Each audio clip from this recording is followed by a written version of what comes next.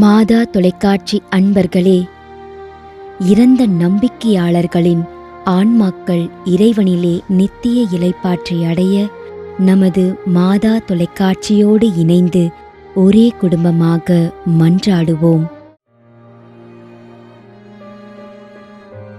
திரு உத்தமநாதன்,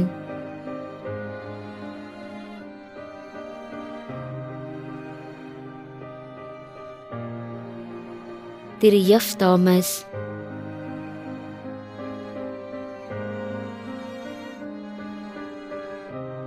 Jayaseeli Susila, KGF 5ஆம் ஆண்டு நினைவஞ்சலி.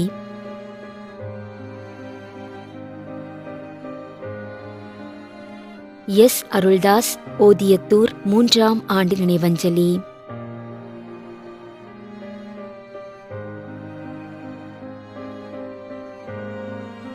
சிலுவை அந்தோணியம்மாள்,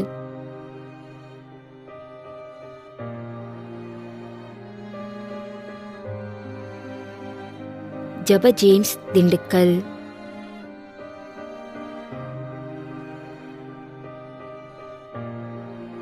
திரு மரிய அல்போன்ஸ், திருமதி மேரி சுந்தரம் 3ஆம் ஆண்டு நினைவஞ்சலி. மேலும் யாரும் நினையாத நம்பிக்கையாளர்களின் ஆன்மாக்களுக்காகவும் மன்றாடுவோம். தந்தை, மகன், தூய ஆவியாரின் பெயராலே ஆமென். ஆண்டவருடைய பெயராலே நமக்கு உதவி உண்டு. விண்ணையும் மண்ணையும் படைத்தவர் அவரே. திருவெளிப்பாட்டு நூலிலிருந்து வாசகம். அதிகாரம் 14, இறைவார்த்தை 13. விண்ணகத்திலிருந்து ஒரு குரலை கேட்டேன். இது முதல் ஆண்டவரோடு இணைந்த நிலையில் இறப்போர் பேறு பெற்றோர் என எழுது என்று அது ஒலித்தது. அதற்கு தூய ஆவியார், ஆம், அவர்கள் தங்கள் உழைப்பிலிருந்து ஓய்வு பெறுவார்கள், ஏனெனில் அவர்களின் செயல்கள் அவர்களை பின்தொடரும் என்று கூறினார். ஆண்டவரின் அருள்வாக்கு. இறைவனுக்கு நன்றி. நம்மிடையே வாழ்ந்து இறந்து போன இறைவனின் அடியார்களுக்காகவும் மேலும் குறிப்பாக மாதா தொலைக்காட்சி வழியாக நீத்தார் நினைவில் இன்று நினைவு கூறும் இறைவனின் அடியார்கள் அனைவருக்காகவும் மன்றாடுவோம். விண்ணுலகில் இருக்கின்ற எங்கள் தந்தையே, உமது பெயர் தூயது என போற்ற பெறுக. உமது ஆட்சி வருக. உமது திருவுளம் விண்ணுலகில் நிறைவேறுவது போல மண்ணுலகிலும் நிறைவேறுக.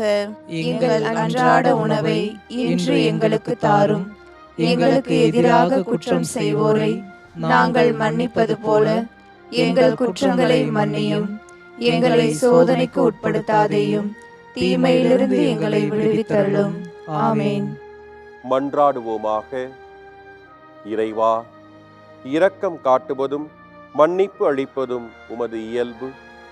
ஆகையால் உமது திருவடிகளுக்கு வந்துள்ள இன்று நாங்கள் நினைவு கூறும் ஆன்மாக்கள் மீது இரக்கம் கொண்டு அவர்களுடைய குடும்பத்தார் மற்றும் மாதா தொலைக்காட்சி குடும்பம் செலுத்தும் ஜெபங்களை ஏற்று அவர்களது குற்றங்களையும் அவற்றிற்குரிய தண்டனையும் மன்னித்து அமைதியையும் முடிவில்லா வாழ்வையும் தந்திடுமாறு எங்கள் ஆண்டவராகிய கிறிஸ்து வழியாக உம்மை மன்றாடுகிறோம். ஆமென். நிலையான இளைப்பாறுதலை ஆண்டவரே இவர்களுக்கு அளித்தருளும்.